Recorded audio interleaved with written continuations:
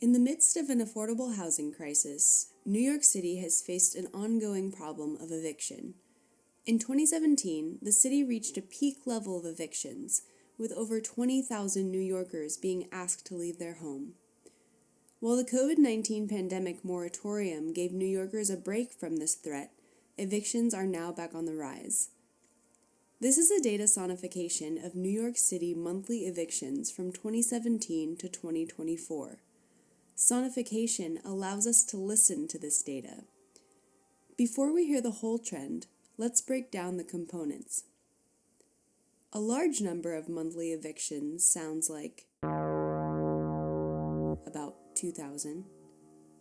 A smaller number of monthly evictions sounds like about 1,000. Very few or zero evictions sounds like. With each passing year, you'll also hear news segments as important events occur over time. We begin in January 2017 and end in October 2024. Let's listen. We're in the middle of a housing crisis. New York City's households are rent burdened. Incomes have remained flat, but housing costs have soared. We need to start talking about housing as a human right. The breaking news, stay at home. That is the order tonight as the coronavirus pandemic spreads. I'm going to stop any evictions.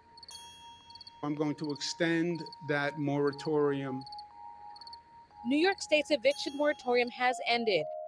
Thousands of New Yorkers could be booted out of their homes and onto the streets or into homeless shelters.